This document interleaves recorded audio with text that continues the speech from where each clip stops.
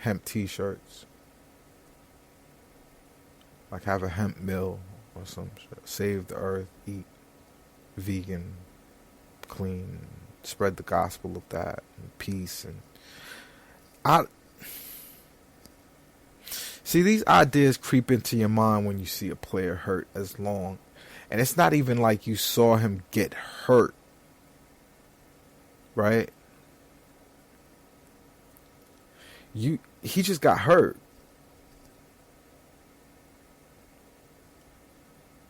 And that's, if you look at Kyrie Irving in the NBA, and you look at Kyrie Irving in college, and you look at Kyrie Irving coming into the NBA, he's an injured player.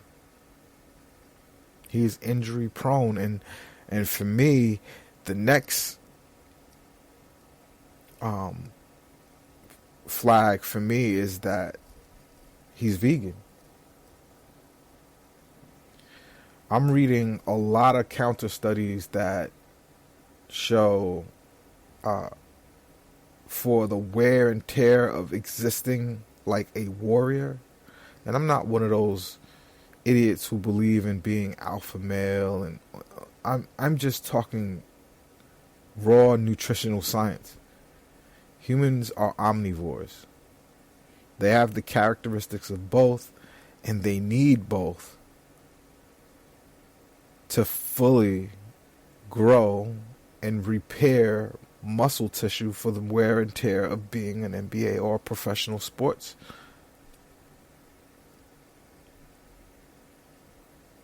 The best thing to repair ligaments is to consume the material that make ligaments.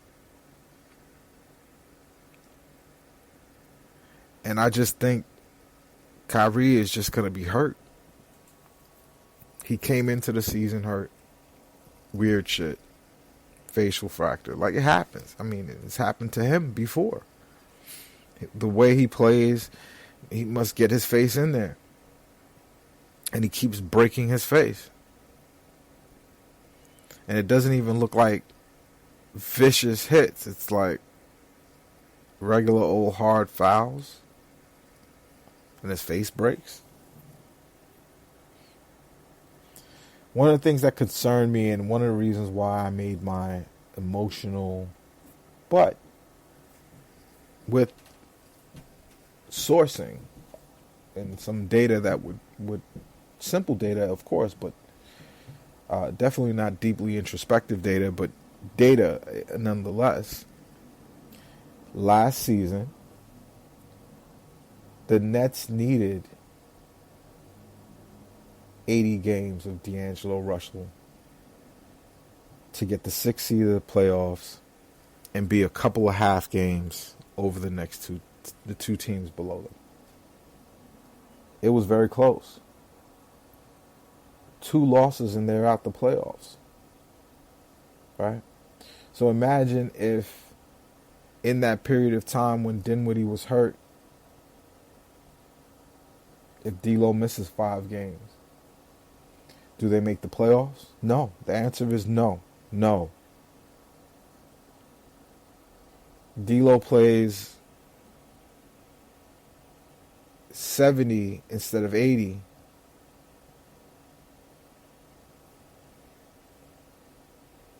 They don't make the playoffs. And I think teams know how to play the Nets now. I think the scouting report is out.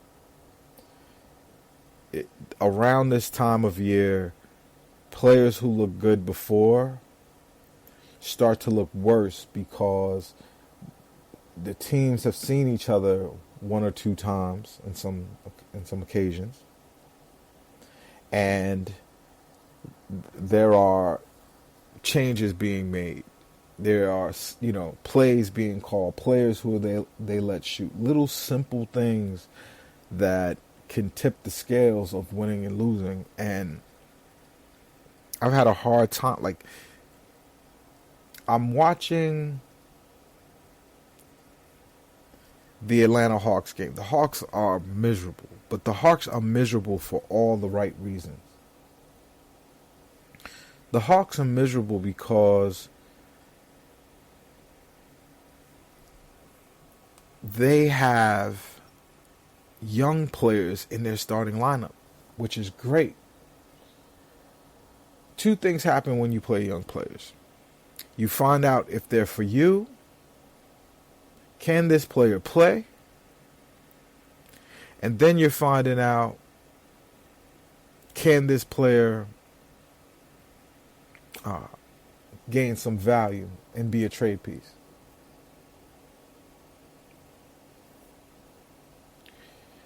The other piece of it, too, is the only way young players get better is with playing time.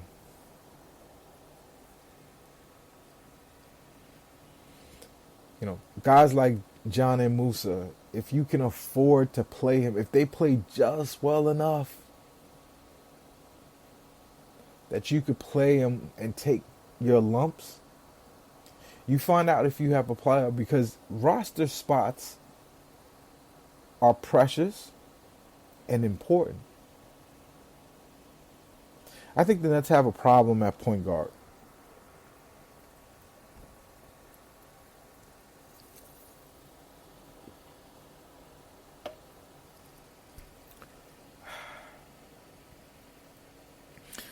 Theo Pinson is going to play a lot behind Spencer Dinwiddie.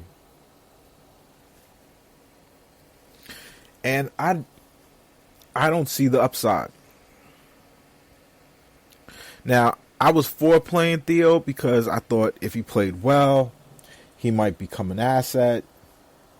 Might be something that we could put together in a package that looks something like Taurean Prince and Theo Pinson for somebody, and Theo Pinson and a pick. A good haul for somebody we need to get us over the hump. But that's dead now. Theo Pinson is the worst kind of developing player. He's an old developing player.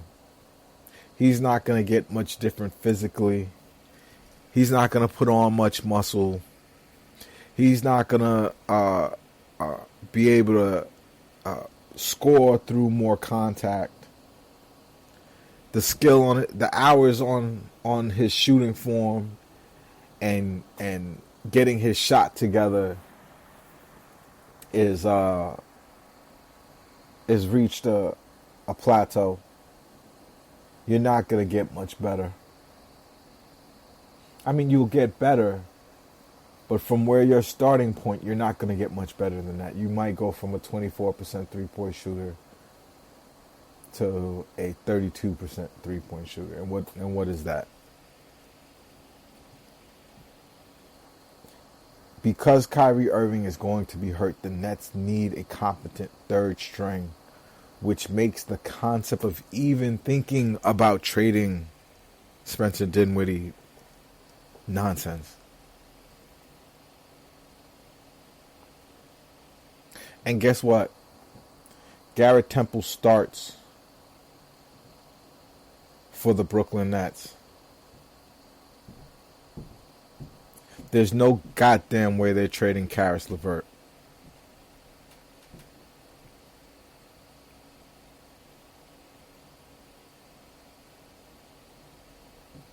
Now, if you want to talk to me about Magruder for Taurean Prince, now we can have a conversation. I've been telling you all season, and everybody now is starting to catch up. Taurean Prince murders your offense at times because he cannot dribble drive. Teams work triple hard to take away the three ball from him. And so they're running him off that three and almost daring him to go to the hoop because his finishing is putrid.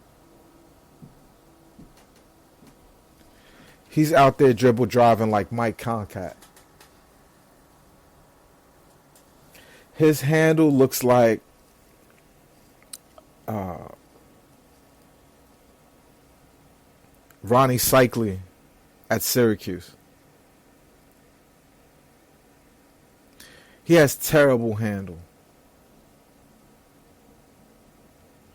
And his pull-up, if his pull-up was more effective, and we know Kenny Atkinson is not about that mid-range life. But his field goal percentage from 2 is abysmal. And if you hated Alan Crabb, you gotta hate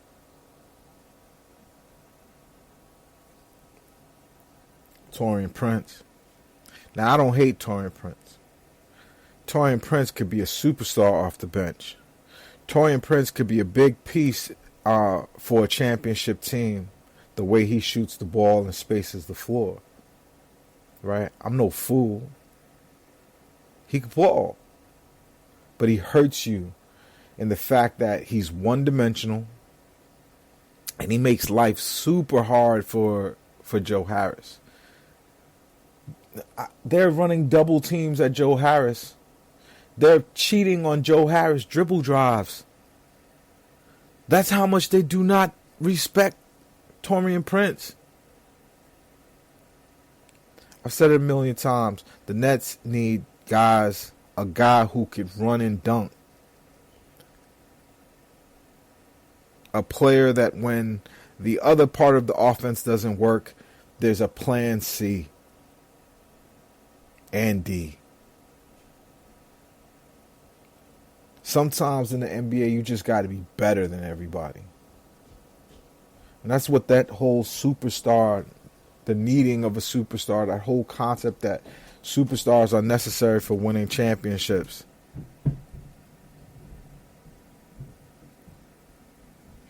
All of that comes from the fact that sometimes when in the playoffs, to win 4 games out of 7, you need to just have a player who's better than everybody.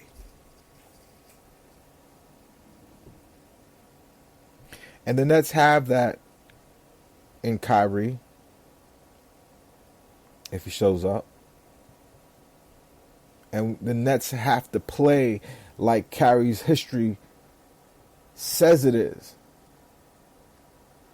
They've made this investment in Kyrie so that when those 7 games happen in the playoffs, to get 4 of them, you'll have someone like Kyrie who's just better than everybody.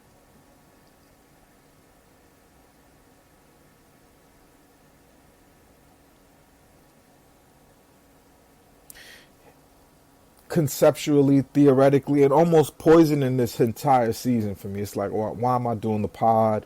Why am I talking about it? Why is it on my mind? It's like this whole season doesn't matter. That's why you could throw away that idea of a trade, because I got a trade for you, Philadelphia.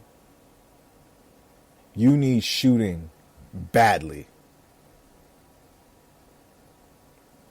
I'll give you shooting. I've got Taurean Prince. Let me get Magruder plus. And voila, a deal gets done. But even that trade makes Philly way better. Hold on, let me look at Philly's roster. Because that's the trade. Elton Brand can't say no to that. He can't.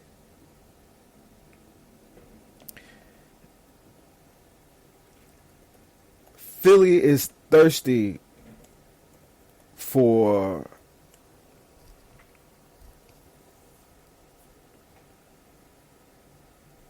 shooting, spacing the floor.